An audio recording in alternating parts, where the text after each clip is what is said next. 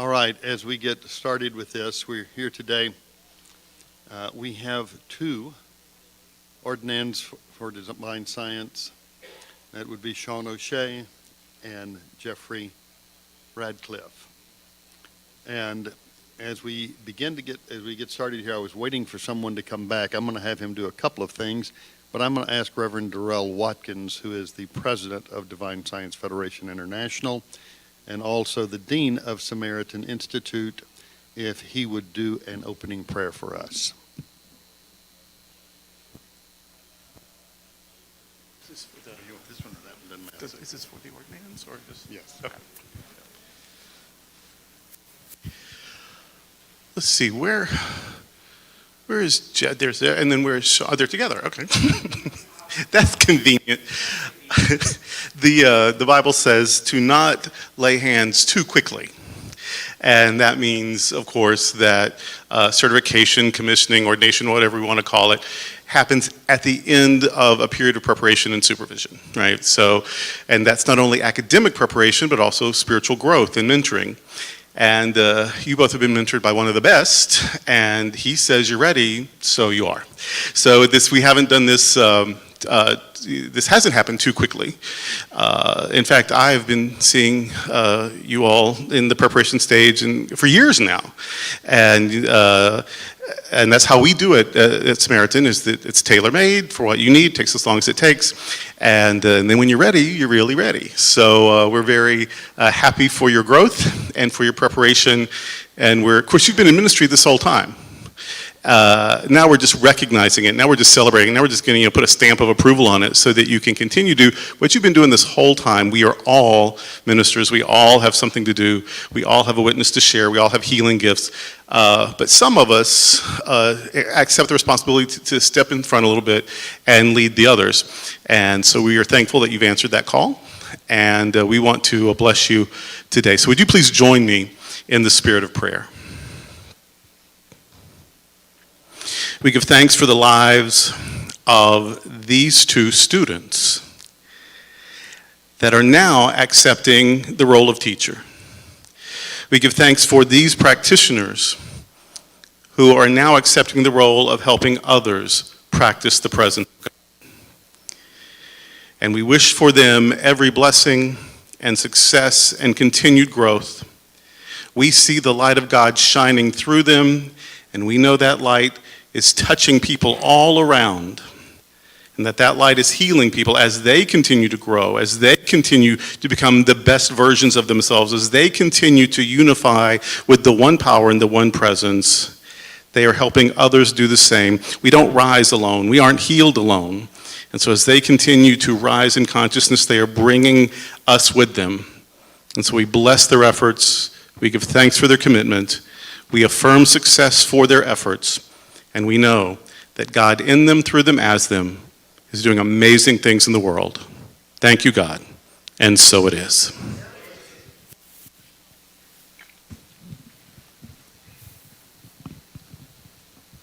Thank you, Dr. Darrell. As we stand here today, when students work with me, one of the things I make certain of, they get a lot of divine science, but they also will study and touch every tradition within New Thought. So they read things that were by Unity authors. From people in UFBL, they read a lot of Ernest Holmes. They read some of my Neville Goddard stuff that I love so much. We went through Horatio Dresser, Joseph Murphy, many of these, because I believe it's important that we are rounded.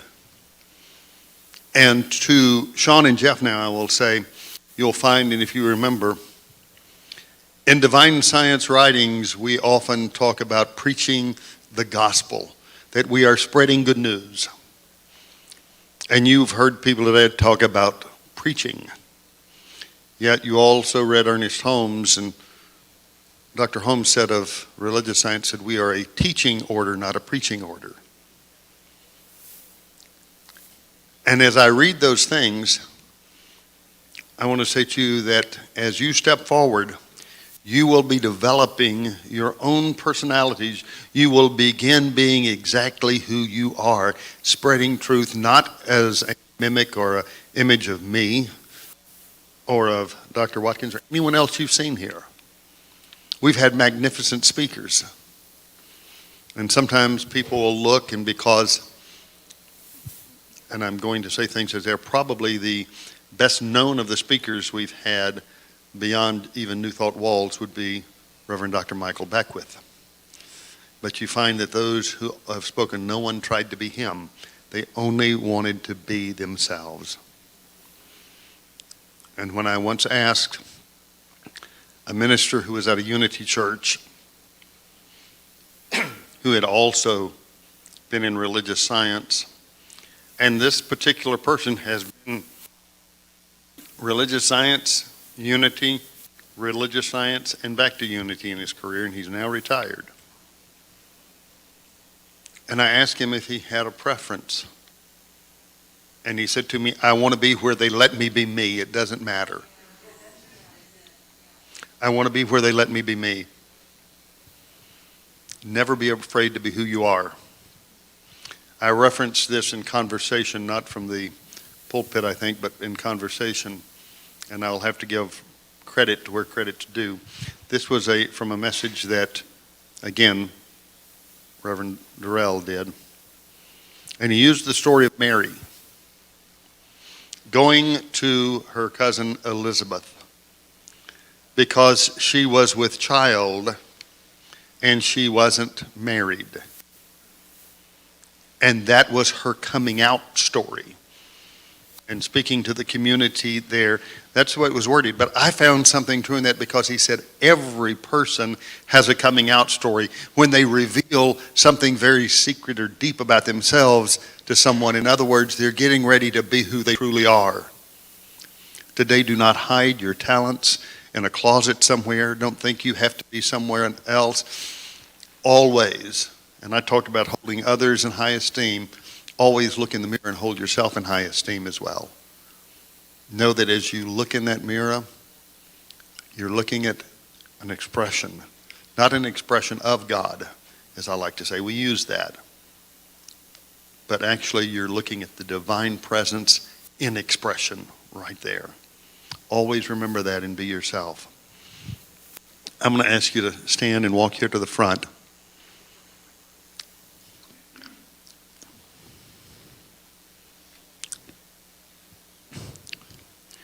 You've both heard me say this, and when Durrell was talking about how he's known you through the years, I think Zoom had to add extra capabilities for the hours that these two spent with me in Zoom over the past several years. And to the point that I mean, it's kind of like having speed dial. I think we had speed Zoom. But the other thing I've also taught you, and you've heard me say, is that you are never to sacrifice principle, not even for a special occasion. Be yourself and speak truth. And understand that you speak truth in love. And sometimes there is that time when we simply must be filled with compassion and show that compassion. And there comes a time for healing, when that compassion has to not turn someone into a victimhood. Always remember that. Show the compassion, help with the healing, and encourage growth. With that, I'm going to present these to you, and then as I look around, how many ministers do we have in the room? Just about everybody. Okay.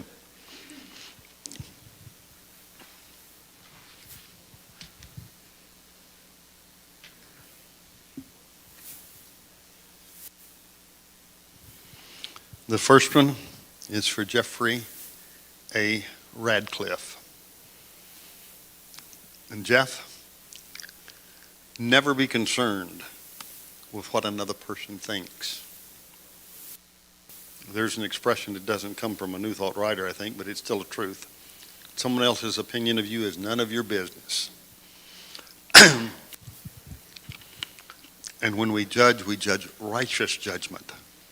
That's right. The same Bible that says don't judge, it says judge not according to appearances, but judge righteous judgment. And know that, as I said, I judge you as love. I judge you as divine being. I judge you as one who is going to do great things as you touch people that some of the rest of us will never be able to touch. It reads here from the Samaritan Institute, Divine Science Ministry School, Fort Lauderdale. Be it known to all that Jeffrey A. Radcliffe, having completed the prescribed course of study and having demonstrated the high level of spiritual consciousness and consecration required to fulfill the duties and responsibilities of this office, is hereby ordained a Divine Science Minister, conferred in Chicago, Illinois on this 21st day of July in the year 2022. And just stay here, we're gonna do a little more.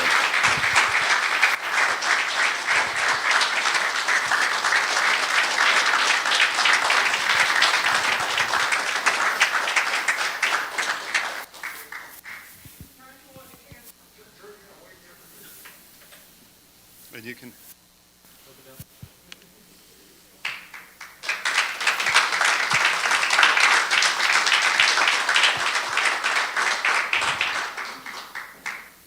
I had no idea whose was on top and whose was on bottom. But this next one, well, when we met, yeah, he's going to laugh, I'll tell this. I was a staff minister at a Center for Spiritual Living. And a music director that we'd had for, 15, 20 years, something like that, left. And we were trying to fill that spot. And sometimes you just know, and I knew there was no one other than Sean O'Shea that could fill that. And so the senior minister and I had lunch with him, and I'm going to tell this story. As we were sitting at lunch, and that particular minister I'm talking about is one of the best friends I have on the face of this earth, and I love him, and he often says that sometimes he has no filter, he speaks before he thinks. And he is one of the finest ministers you'll ever meet, but he does sometimes speak before he thinks. And Sean asked, exactly what will the duties of this position be? And the senior minister, eating his food, said, you just got to please me. As long as you make me happy, you'll be fine. Sean, am I telling a true story? Yeah. So we finish our meal, and I look at Sean when that's said, and Sean kind of looks at me. We finish the meal, and we go, and before long, Sean gives a call and says he doesn't think the position is for him. And I began something that was often my duty, because at a board meeting, still nothing seemed quite right, that it needed to be Sean. So I said to Sean, I called him, and I said, Sean, can I come by? Let's talk. We're going to come by for a few minutes. Now, 4 pots of coffee. 5 hours later, he wrote that he was either going to have to give me a bedroom or he was going to have to be our music minister. All right, give a hand, that's fine. Later, while in that role,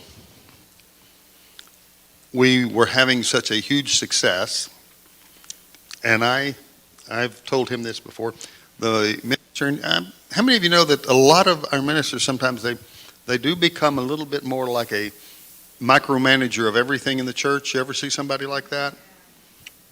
Well, our minister could get like that. And he wanted a particular schedule of people being guest singers and things. And he gave it to Sean, and Sean realized immediately that because of the number of people, what was wanted was not possible. And he just said, that's not possible. And the minister, rather than saying something to Sean, came to me and said, what should I do? Should I fire him? Should I got to do it? And here was my response, and this says a little bit about him as a minister of music. I looked at him and I said, he's been here for 3 months, and in 3 months there has been, and we had a congregation that had been around 180, something like that maybe, and by the time we changed this music program, we were having crowds that were more like 225 to 250, to the point that we had to seat people outside the sanctuary back where if this were our sanctuary, it'd be like the area where the table is outside. And I said, our attendance is up, our offerings are up, and every song he's done, it doesn't get a standing ovation in a service. I said, they're getting, after every musical selection, there's a standing ovation, every one of them.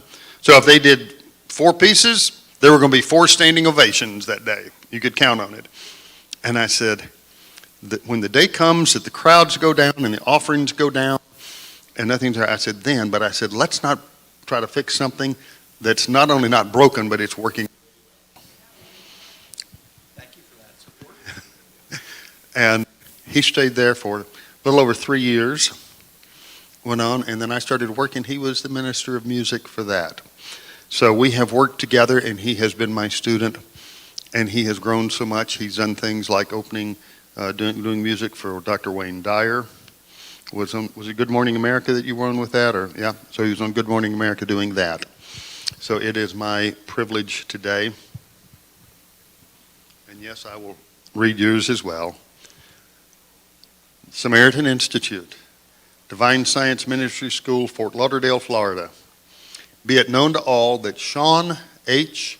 O'Shea, having completed the prescribed course of study and having demonstrated the high level of spiritual consciousness and consecration required to fulfill the duties and responsibilities of this office, is hereby ordained a Divine Science Minister, conferred in Chicago, Illinois, on this, the 21st day of July in the year 2022.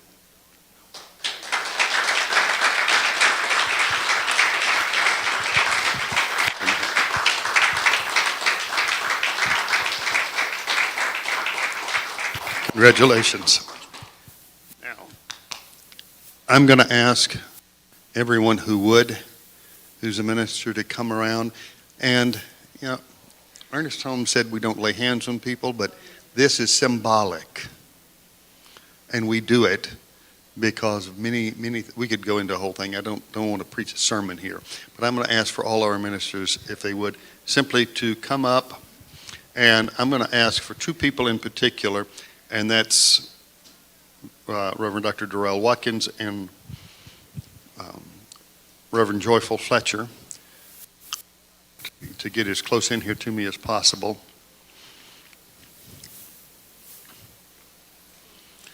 And we are going to join in a consciousness of knowing that these 2, while they have gone from student to teacher, and I'll use this man as an example, he can get great depth in his messages, but he is also a lifelong learner. Years ago, I was talking to him about some project, and I think it was when I was still the president of Divine Science. And he already has a fully accredited doctorate, and I think that came from the Episcopal Seminary, fully accredited doctorate there, and he was going for another. Is this your second or third? I have 2 masters and a doctorate. 2 masters and a doctorate.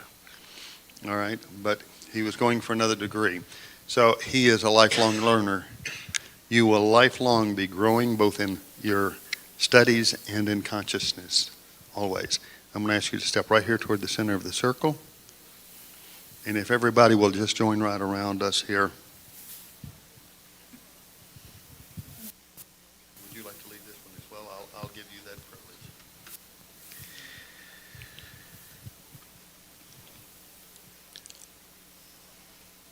Holy One, we know that when we bless and consecrate and ordain, that's our celebration. That's for us, because you have already touched, you have already expressed through. Since each of us are a part of you, we can't improve on that.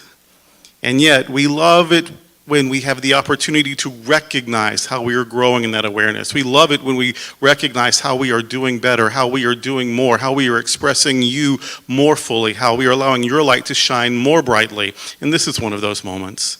So for us, yes, we touch, we bless, we pray, we give thanks, and we know that this is our ritual that you have already called, ordained, and expressed through these and through all of us.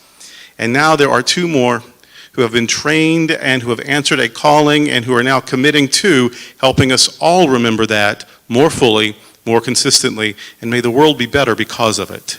It's in your many names that we pray. Amen.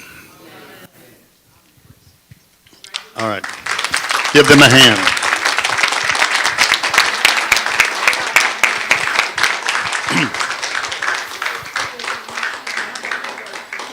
And now, congratulate them if you like. And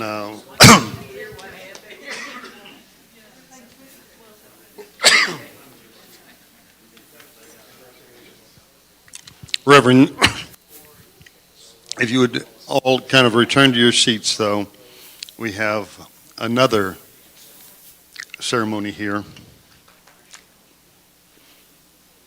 And I will ask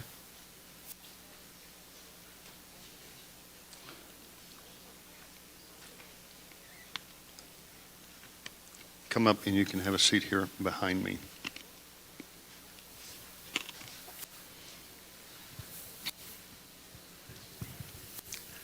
Several years ago, this gentleman on the end right here, Michael Mangus, came to an INTA Congress. And he loved the way that he was accepted and loved. And that is something that's contagious. Would you say that's right? When you get some of it, well, let's put it this way, it's addictive. It's addictive. And he became addicted to that love and that acceptance. And he came back, and you became a life member of INTA, didn't you? Or did you? Not yet. But he is a sustaining member. Maybe that was a hint. Anyway. But he called me, and Holmes Institute is the educational facility or educational division of the Centers for Spiritual Living. But their students are basically distance students, and therefore they don't have a facility and a graduation. He called me and he said, could we do this at INTA? And I said, yes, we can. And he asked me about officiating things.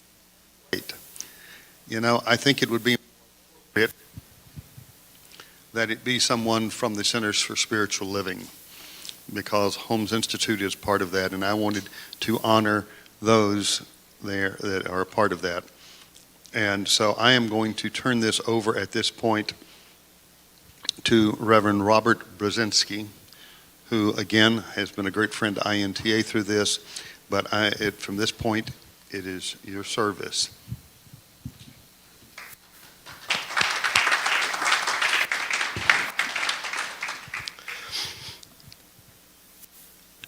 Centers for Spiritual Living, we're part of the family that likes to get dressed up. And we like to wear robes, and sometimes we don't like to travel with them as much. And in the Centers for Spiritual Living, you will see various types of accoutrements, our jewelry, if you will. Both Reverend Dr. David and Reverend Dr. Edward are wearing a stole from a previous iteration of Centers for Spiritual Living. My stole represents my ordination in Centers for Spiritual Living in a different era. The hood is the educational aspect of what we do. And in Holmes Institute, there are two paths of ministry. There's the path that says I'm doing this as an educational piece, and Michael has received the Master's in Consciousness Studies and therefore will receive a hood today. Your graduates are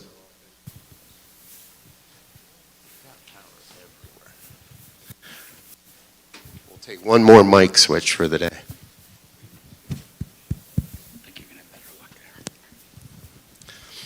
And so our second avenue towards ministry is a certificate, and it contains a whole different stole as well. Today what you'll hear is just a couple of brief remarks from myself and a letter that was written by Michael's wife.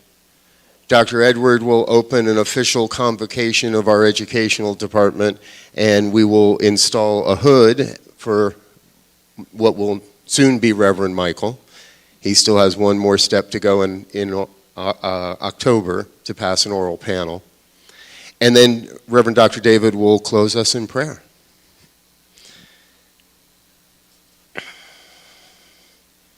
I can't say I call myself Michael's senior minister,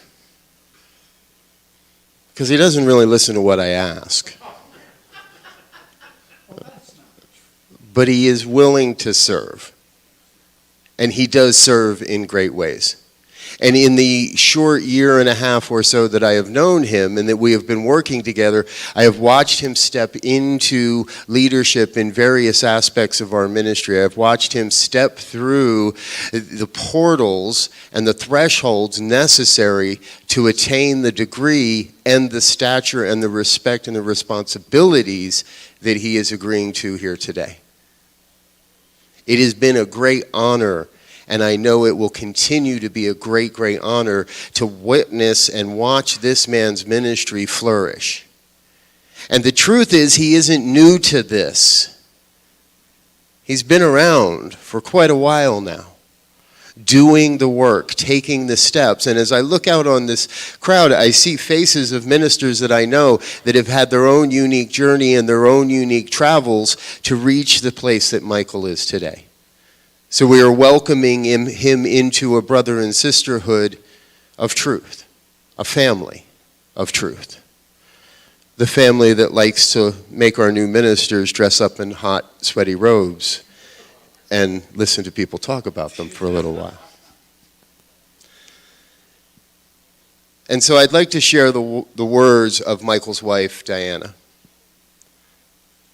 When I first met you for the first time, and then on our first date, you told me right up front that you knew that you needed to pursue ministry and religious science. That to me was the beginning of the journey into completing your ministerial trainings with Centers for Spiritual Living. So soon thereafter, you started taking practitioner training with Reverend Johnny Reed at Miracle Church of Religious Science. It was the first all-male class of practitioners trained that Reverend Johnny had trained. You and Diana were married in October. I don't want to say you and I were married. You and Diana were married in October of 1998. There was a religious science study group that practitioner Ginny Whited had been meeting in Akron. The group had grown, and Ginny had several people that were taking classes and also interested in becoming practitioners. Then, with Reverend Johnny Reed's blessing, Summit Spiritual Center was born. We started having meetings, regular services, and with a variety of speakers, musicians, and still continued teaching religious science classes, so there would be many more practitioners trained. SSC had their first service the first Sunday in February of 2000. Once you became a licensed practitioner, you knew you wanted to start ministerial training. Within a few years, during our visit to see my uncle that lived in Northwest Arkansas, we stopped at the Holmes Institute in St. Louis. We were both asking questions of the registrar, and by that time you had been licensed as a practitioner for several years. But when the registrar closed her book and told you didn't have a bachelor's degree, we knew there was no way you could take the ministry training until you had that bachelor's degree. Soon thereafter, you started getting your bachelor's degree in transpersonal psychology. Several more years passed. All this time, you and I both helped with SSC.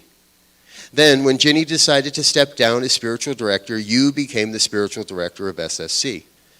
Long before there were teaching chapters with Centers for Spiritual Living, SSC was doing what was required to having a teaching chapter. We had our own 501c3, a board of trustees, made sure that insurance and legalities were in place. And I remember you being on the phone with someone that was part of getting the teaching chapter started.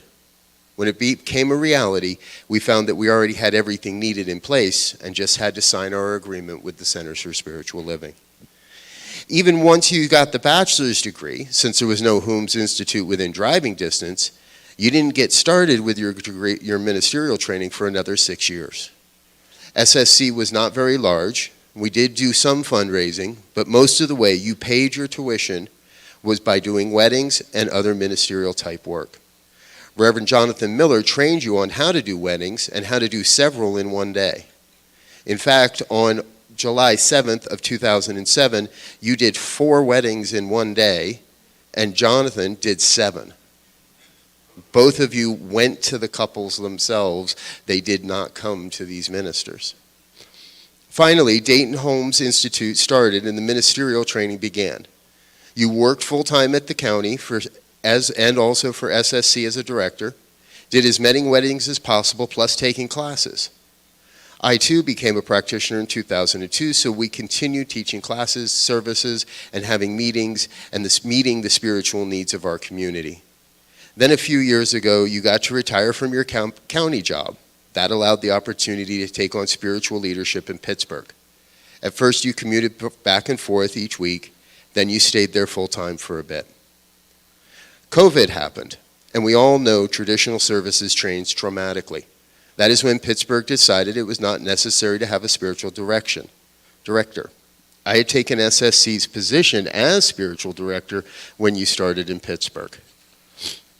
You returned to Ohio and started helping us with SSC, now known as Summit Center of Spiritual Living. That was the name that you and I both wanted when we were outvoted and became SSC over 22 years ago. Since moving back, you have been very involved with New Thought Media. You not only have your own show, you produce several others, and at least twice a week, if not more, you do the daily prayer in the evening on the network. You had a radio background before I met you. You managed to get your commercial and amateur radio operator's license along with taking classes for ministerial training. So here you are. You have now graduated from Holmes Institute with your Master's in Consciousness Studies. I'm very proud of you and want to congratulate you, not only on my behalf, but also on behalf of all the many people that have been a part of the journey to your success in graduating from Holmes Institute. There have been many people, not only from Summit Center, but all the mentors that have been teaching you through this process. Once again, congratulations on this great accomplishment. Looking forward to the next part of the journey, however Spirit leads you to. I love you, Diana Mankus.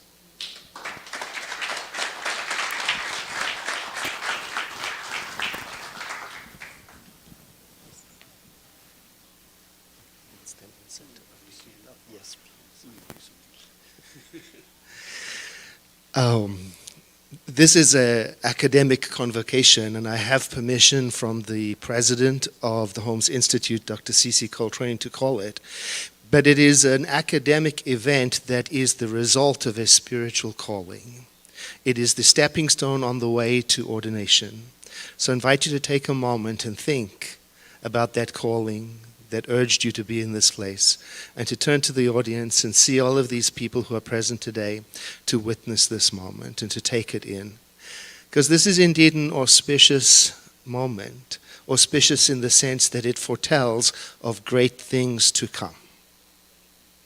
I have also a letter from Dr. C.C. that I want to read to you that just came in.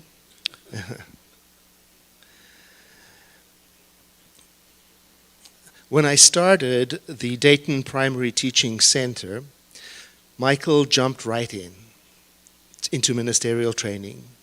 He is dedicated and has been for over 25 years. He is so dedicated. His teaching chapter came into our movement when our two movements, United and International, were forming bonds to come together. And what I appreciate about him is his willingness to evolve and to do the personal work to achieve that. when I asked Michael how long he took to complete his degrees, because I had forgotten what the time was, he quoted an amount of time that was in excess of it, and he laughed about it, but I appreciated it.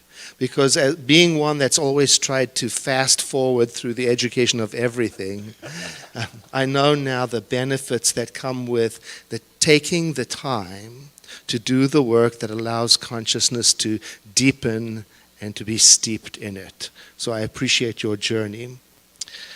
I have over here 2 certificates because Michael completed both courses. From the School of Spiritual Leadership, in recognition of the successful completion of the requisite courses of the study, the School of Spiritual Leadership confers upon Michael Mangus the Certificate in Ministerial Education, with all the honors, rights, and privileges thereto appertaining. In addition, from the Holmes Institute School of Consciousness Studies, in recognition of the successful completion of the requisite courses of study, the Holmes Institute confers upon Michael Mangus the nationally accredited master's degree in consciousness studies with all the honors, rights, and privileges thereto appertaining. And so we also have a hood here, which I'm going to ask Dr. David and Robert to come forward and to put it on to him.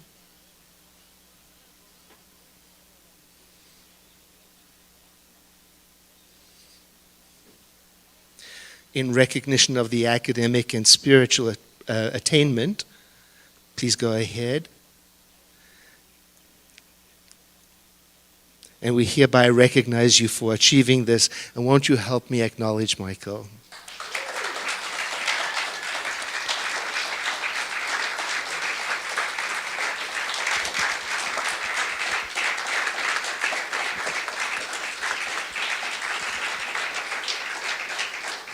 And Michael is going to make some brief comments before we have a closing prayer. Yes, I was told by the ministerial staff here there's a reason that there's a square here is because if any minister gets long-winded, what happens is that they disappear.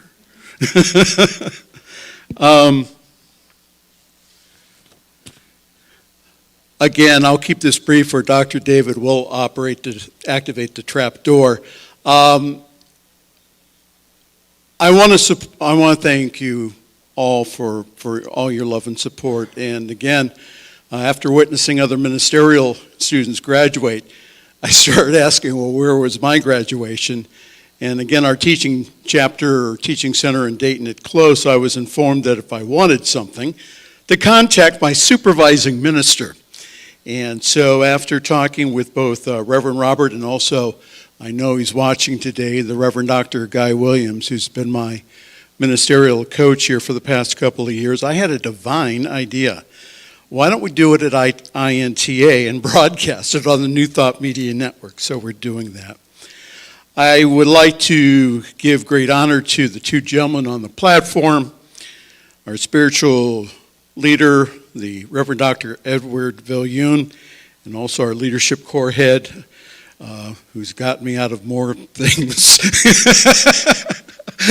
than we could say here, Reverend Dr. David Alexander, for your participation today. I'd also like to thank this, what a wonderful place to get this degree, which is Christ Universal Temple. Thank you, Reverend Dr. Derek Wells and all your staff. It's been just a wonderful week here. Special thanks to Dr. Tim Stewart and the INTA family for making time in her busy schedule for the celebration.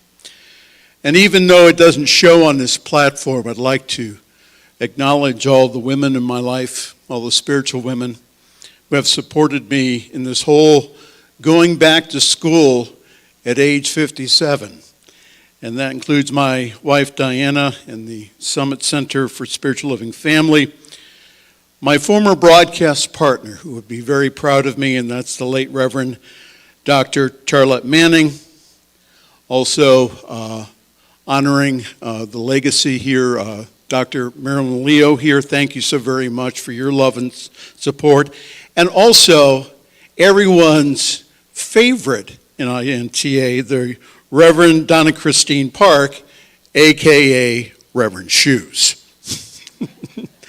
To the broadcast team at New Thought Media Network, including Rev. Robert, my producer Diego Reyes, Laura Topper, who is watching today, and for all the other presenters, thank you so very much.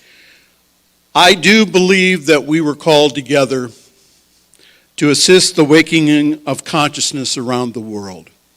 This is not a mistake what we're doing here. We're all here by divine appointment. There are so many others, but again, Dr. David told me that he does not want to miss lunch. So what you're seeing here today is a demonstration. For the longest time, I wanted to attend Holmes Institute, and this whole ministerial path has been an interesting one. Dr. David saying, yeah. And this is the path that I would not have taken consciously. I did that Jonah thing, just kept saying, oh no. I'd rather be a meteorologist than a minister. But again, it kept gnawing at me. It was only when I said yes that my life came together. And I say this to my colleagues in the room here, what an honor it's been to be with you again in INTA. Thank you for all your love and support of me over the years. Now it's time to go back to work. This world needs us to shine our light so that they can discover that light that's within them. That's what we'll take from this conference. Thank you.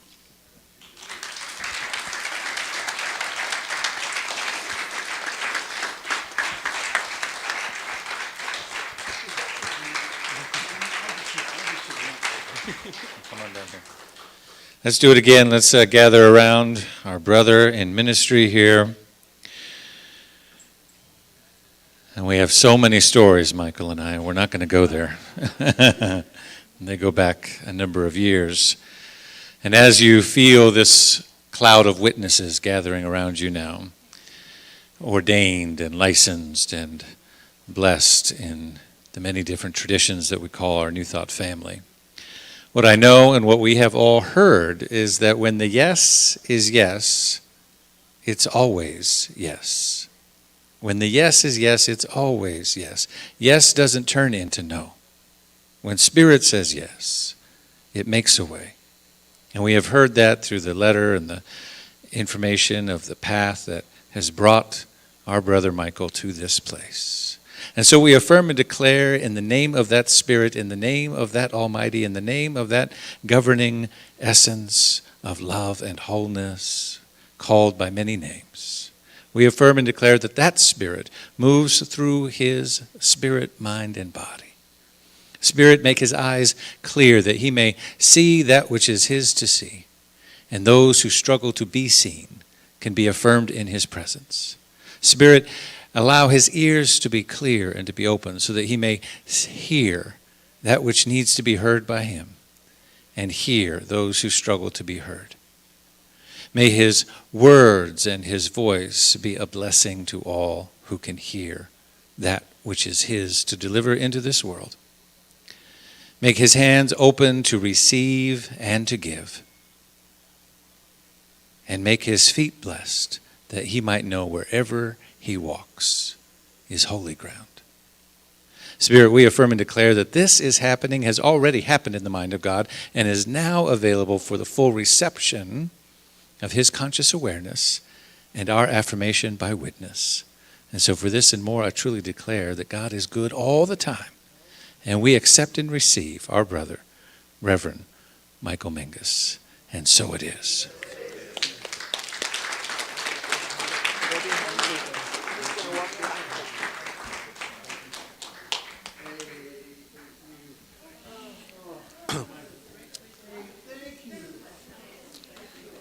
Before anyone takes off,